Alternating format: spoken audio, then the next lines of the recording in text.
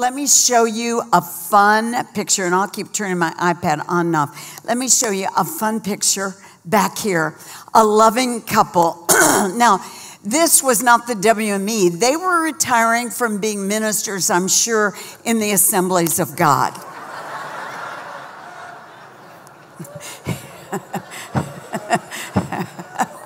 All right, not the WME. And they were pastors, senior pastors, and they had given their life to the work of the ministry.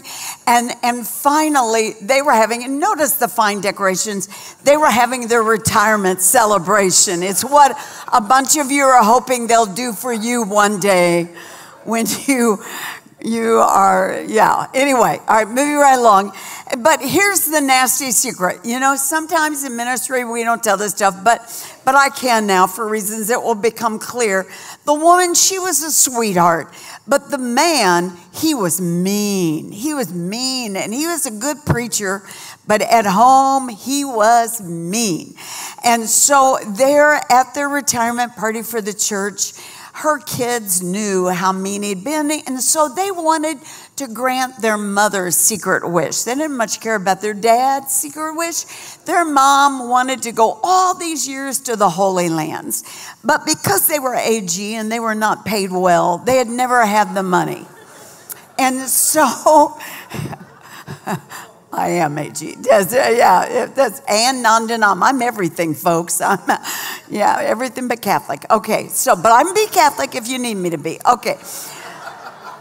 So, you know, they gave a trip to the Holy Lands as a retirement gift to them. It was so amazing. And so they go. It was just months later, they're in the Holy Lands, and they're and this is a made-up story, so you don't have to, some people get sad when I tell this. So the unbelievable happened. The mean old preacher, he drops dead of an aneurysm. Everybody, oh, you look sad, but it didn't happen. Okay, but anyway, he drops dead of an aneurysm.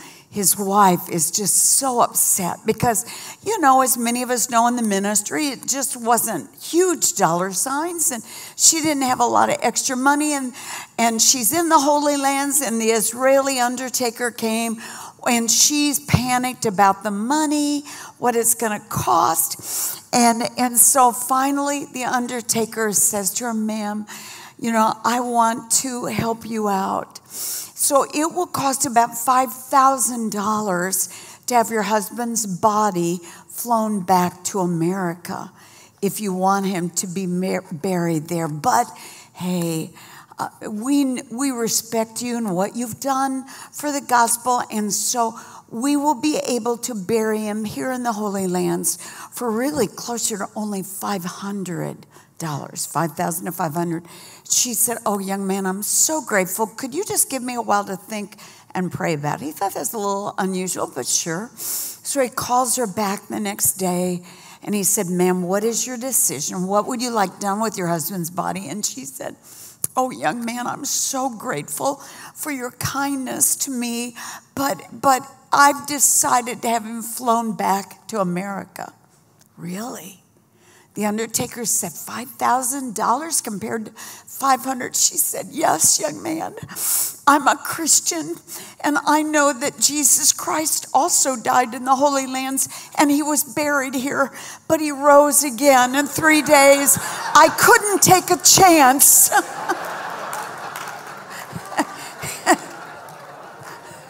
So if you got that kind of marriage, my apologies. Teenagers didn't think that was funny, but I do. That's all right. That's all right. Different humor, folks, when I'm talking just to the teenagers. Hey, let me real quick throw on the screen so that I can get it. If you're a social media person, everybody always asks. So there it is, all in the normal places for Instagram and Twitter and Facebook. Go to the fan page. And then if you're interested, I won't take long. And I certainly don't get any of the proceeds from my books, but the favorite one, Written to the Youth Culture, Dating Declassified. If you're a teenager, or if you've got a teenager as a grandson, granddaughter, you may want to grab that one. That one's the one that sells the most. This one, Uncensored, Finding God When He Feels Far Away, because my life was filled with so many wonderful people who said the heavens often our brass. This is, if you're a youth or young adult leader here, you want the leadership book, Thriving Youth Groups. And this one is really my favorite. This is Jeanneisms. A bunch of people that I love said, I'm known for my little one-liners, and I went through 40 years of message notes and pulled out by topic from 40 years of message notes, my favorite one-liners, and then categorize them. So if you're interested in any of those, take a run at it. Okay, let me go ahead. Ooh, my battery's going low. Jesus. We thought we had a solution, but it is not. So this message may be shorter than what I have planned. It is entitled 7 Words. And again, my audience tonight, so you can know who my target audience is some of the amazing people who are ministers who are here at the WE conference. But I think the message applies to all of us, not just people in the ministry. And I'm going to give you my background for this particular message. Most of us have moments in life that have forever marked us.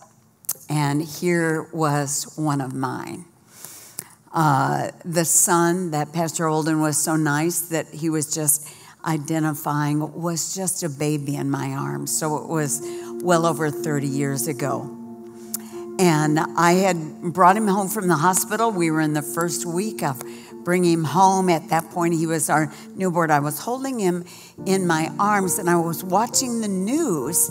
And on the news came the story of, and I won't say a name, but a very well-known televangelist that many of you wouldn't have even heard of now, who it was blasted all over the media that he had had an affair with several women, and he was being sent to prison for other challenges.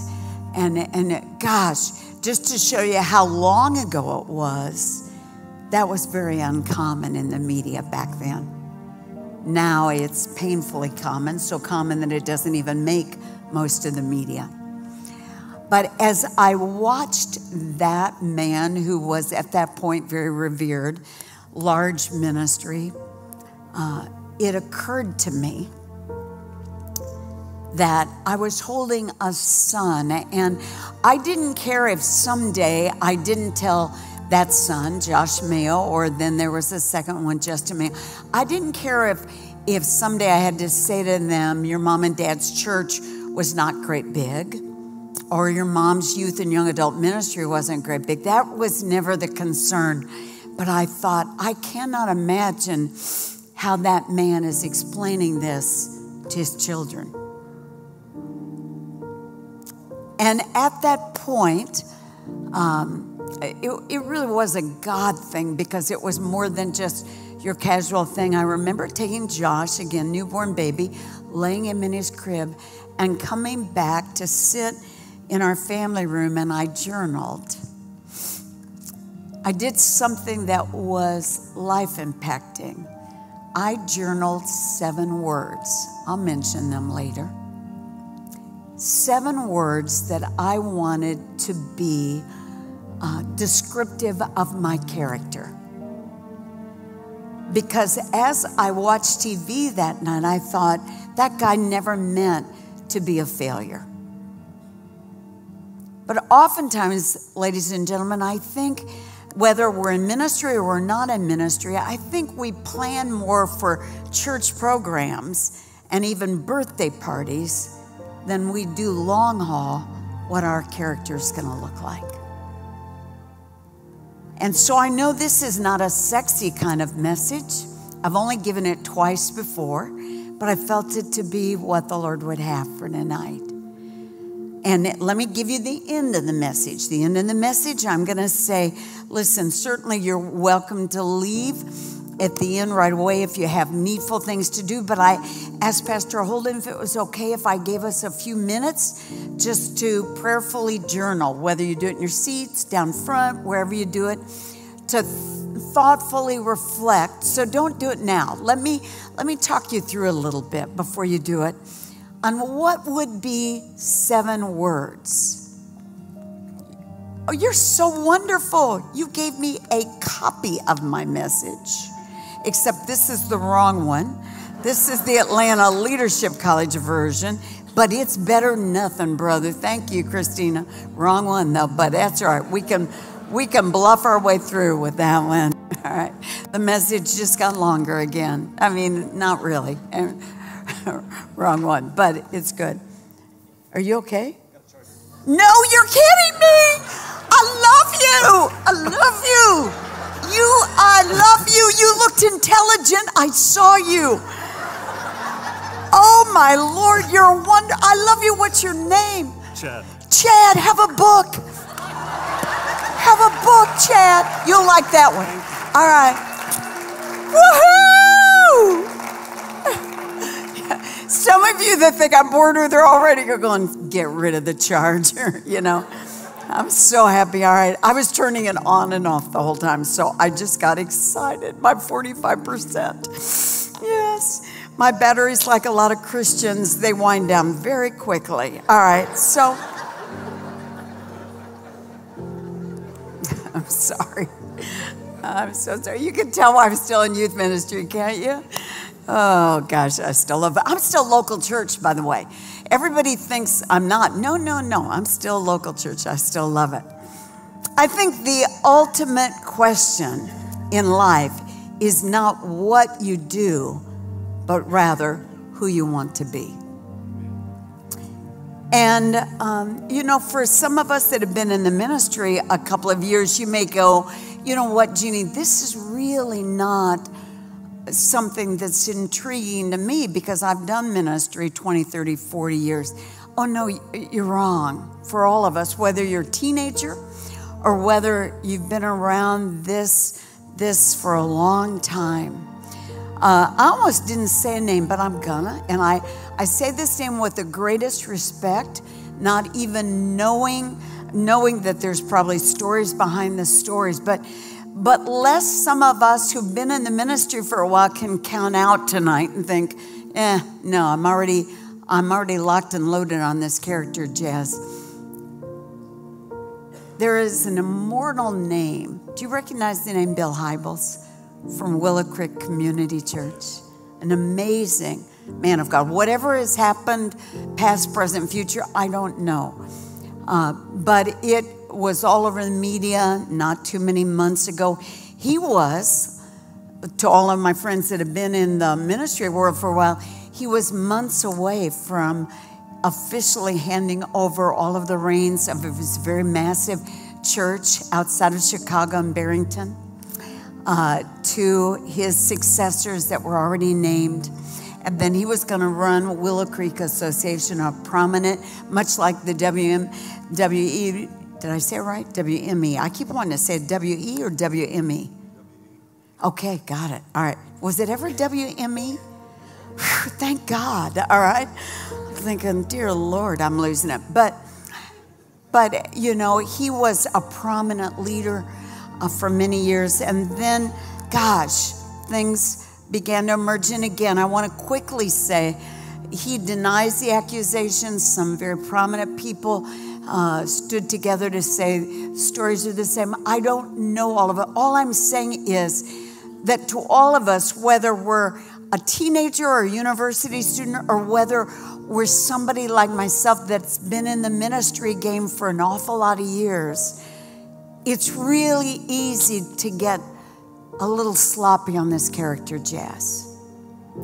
And so as I was holding my son in my arms that day, that was what brought me back to that family room to say, I'm going to journal 7 words that I am very intentionally going to live into with my life. I love Proverbs 11, verse 3.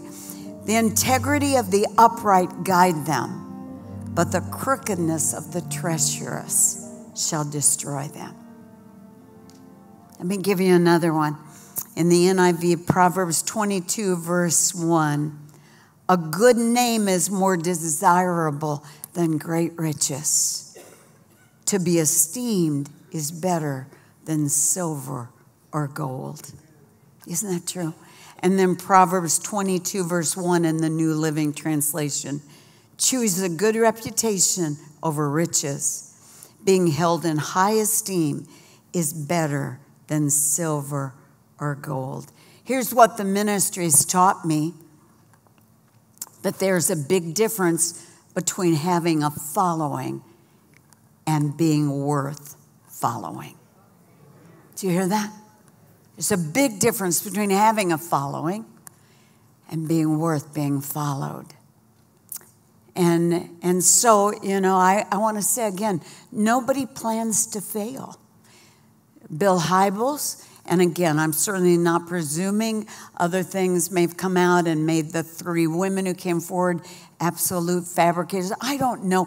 I'm just saying that I wanted to make sure that some of us who've been in the ministry world for a long time didn't think just a message on character was beyond us tonight. A lot of great people start in the race. I want to be a great finisher. Do you hear that? I want to be a great finisher. I want to finish the race with the wind in my face. And so as we look at it, I wrote on my own notes, the inner man ultimately determines the lasting legacy of the outer man. Isn't that true? The inner man, your character, ultimately, not initially, but ultimately determines the legacy of the outer man. I'll give you my 7 words, not because they need to have any bearing on yours. And again, don't start going there. Let me share my heart with you.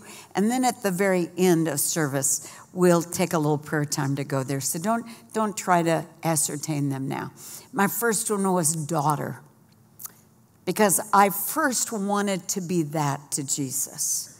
More than a hireling, I wanted to be a daughter. My second was family.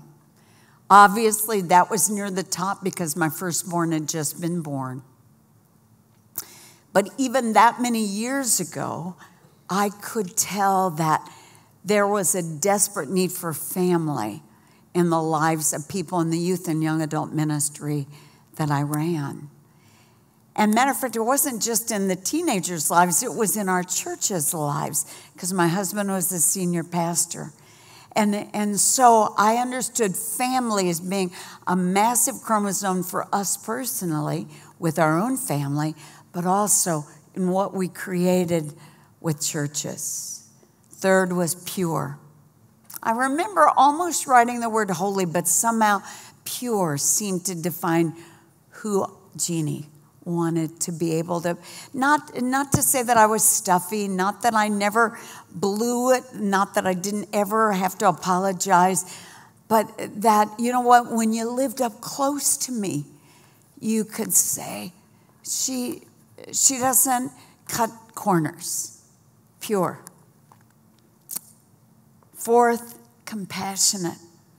I could have said just loving, but somehow compassionate felt deeper to me. That sense that I not only cared about people, but gosh, when I got up close, I could feel sometimes what some people were feeling. Tough to hold on to that, by the way, if you've done ministry long, because you've heard everybody's stories. Next, fifth was transparent. That was not a vogue word when I wrote it on my journal. Now it's vogue in ministry circles to be transparent. But gosh, 48 years ago when I was writing this, not nearly so vogue. Multiplying, my sixth word, because early on I had enough foresight to see that a lot of ministers more live for their kingdom.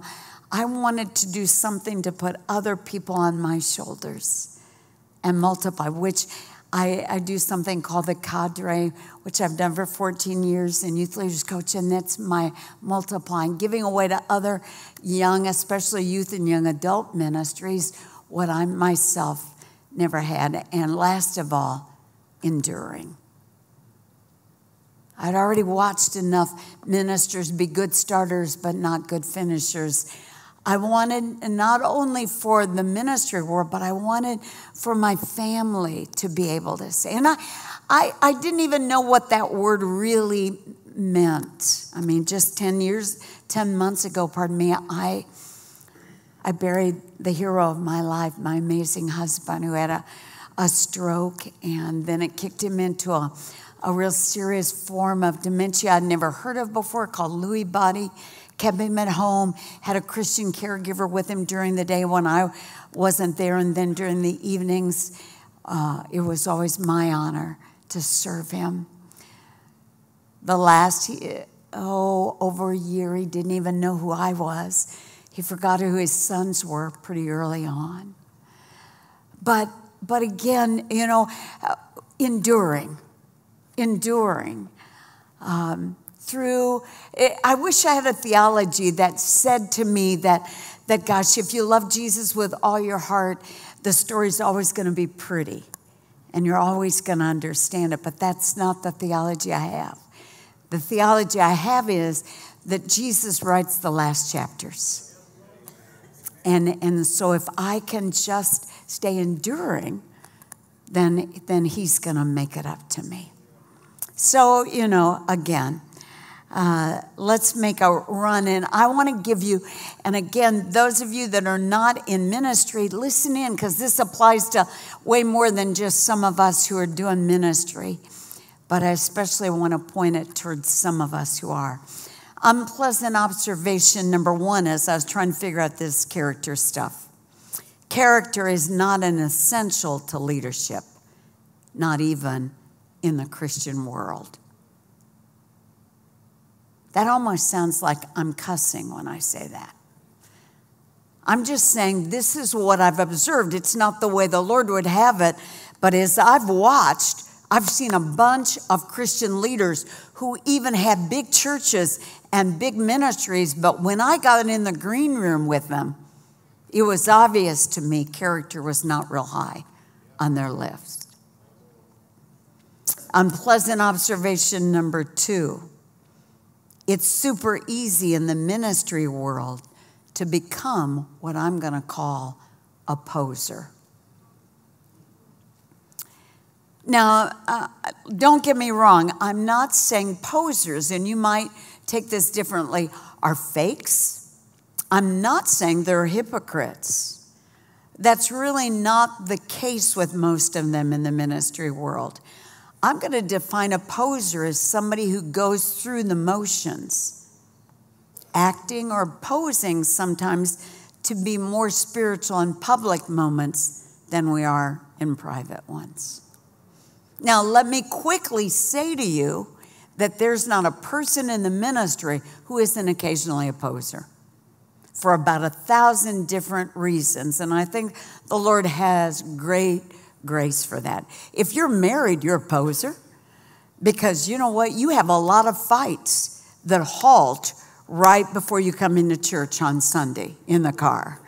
And if you are married and you never strongly disagree with your spouse, I've got to tell you, I'm not impressed with you, because if you always agree on everything, one of you is totally unnecessary. So you know what? I'm not saying that a poser is going to hell. I'm just saying that, gosh, it's easy in the ministry world that rewards how we perform on a platform, or other things that I won't even begin to say, to become a bit of a poser. And again, I think that's all of us for times and seasons, sometimes a moment, sometimes an hour, sometimes a season. But the deal is, how long do we let it last? Do you hear that? And do we own it in our own personhood? Because I've sure had to.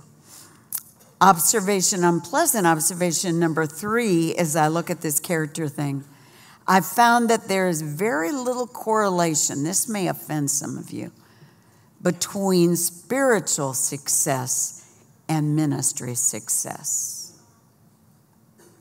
You can use talent as a remarkable substitute for character.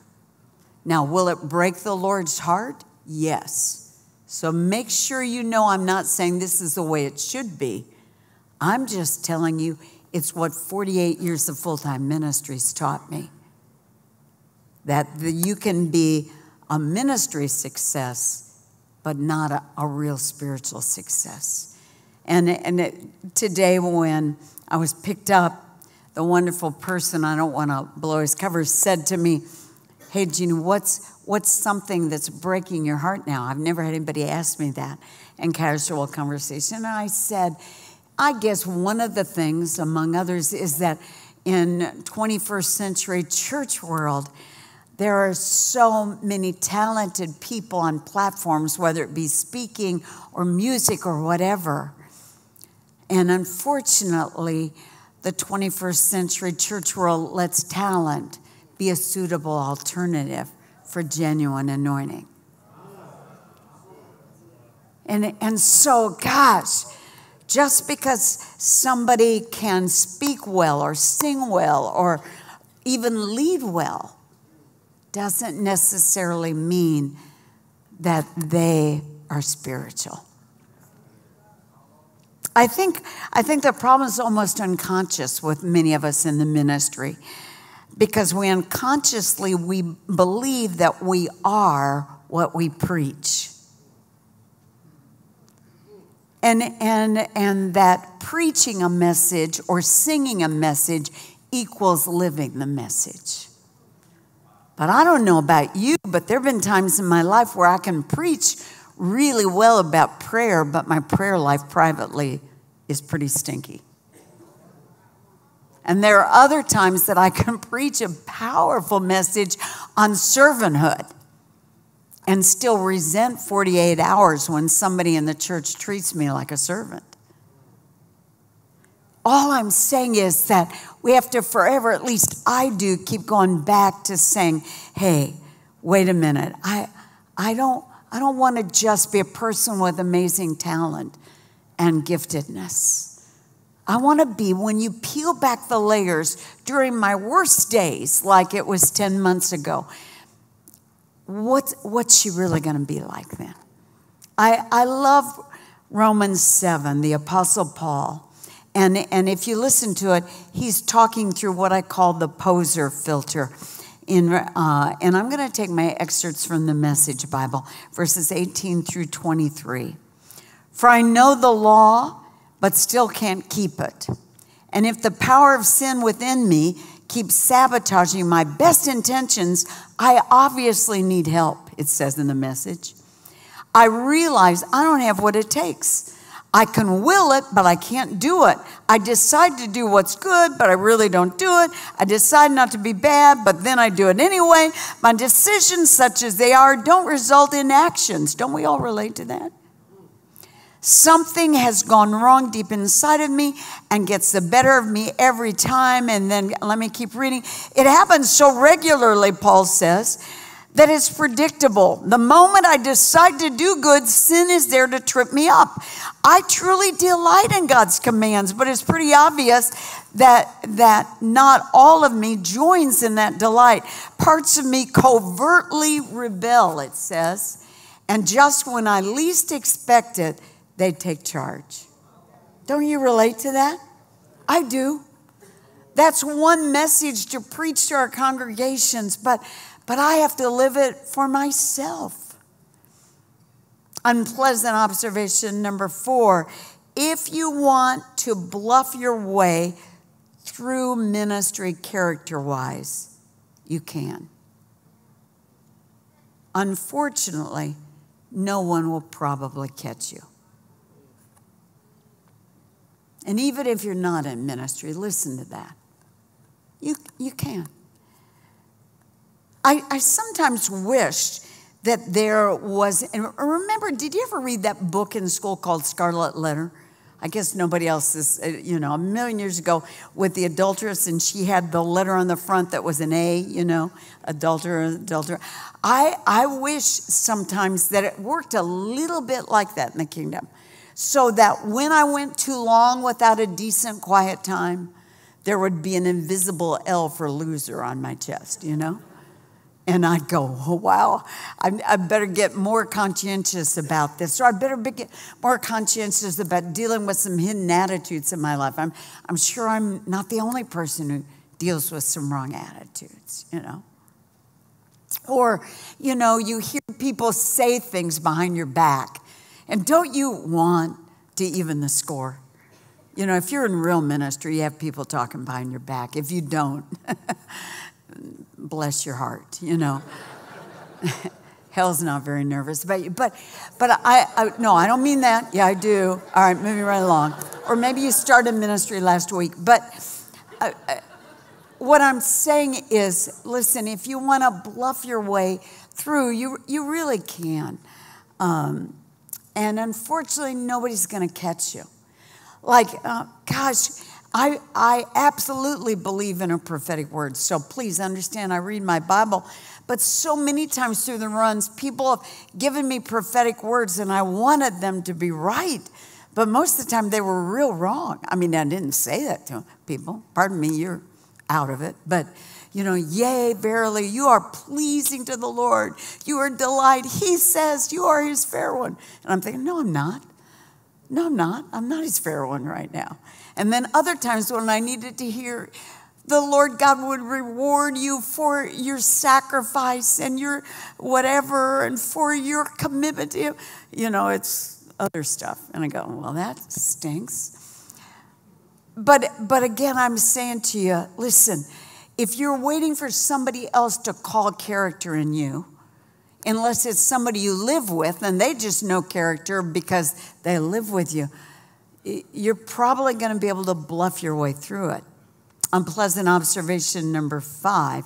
This one's a star and underline. Many of the public rewards in the church Christian world will go to the posing side. Oh, that's a big deal. Many of the public rewards in the church world, the Christian world, will go to the posing side. I was married to the greatest man, really, greatest Christian. Prayed more than I've ever known anybody consistently to pray. Had more integrity, shepherded, pastored. But his church never got great big. He had dreams of having a church of 10,000. And the biggest one ever got was 3,000.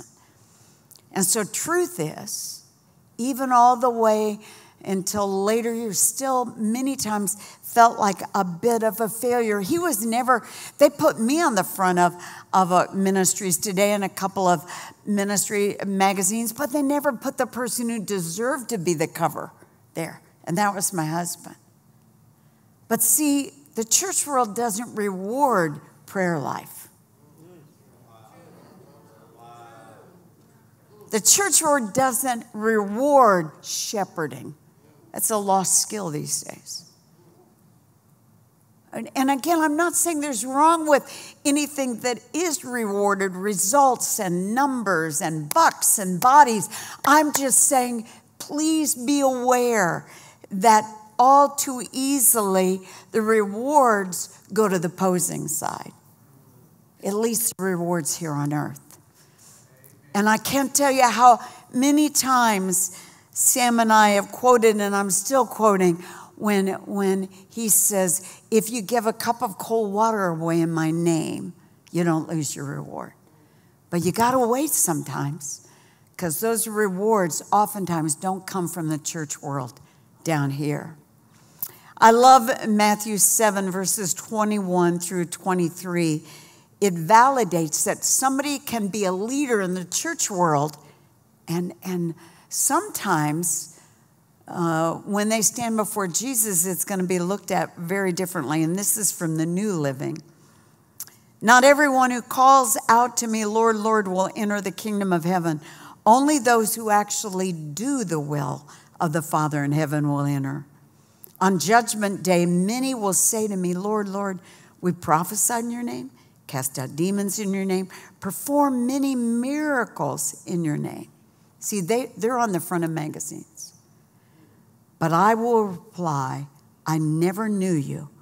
Get away from me, you who break God's laws. And then in the Message Bible, let me read to you what Matthew 7:23 in the Message. This one's haunting for me. You missed the boat. All you did was use me to make yourselves important. You don't impress me one bit. You're out of here. That's what the Message Bible says to some of us as leaders. So again, on this character navigating thing, to be able to say, you know, even late in life, even after the stroke came, my husband, when he was not really cognizant and stuff was coming from kind of that subconscious man, would many times say, I'm sorry, Jeanne.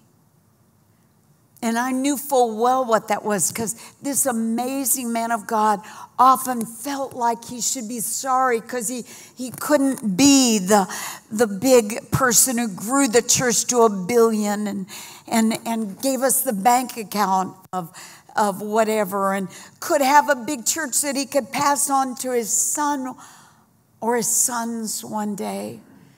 And I would say to him so many times, even when he was not able to really comprehend what my words, but I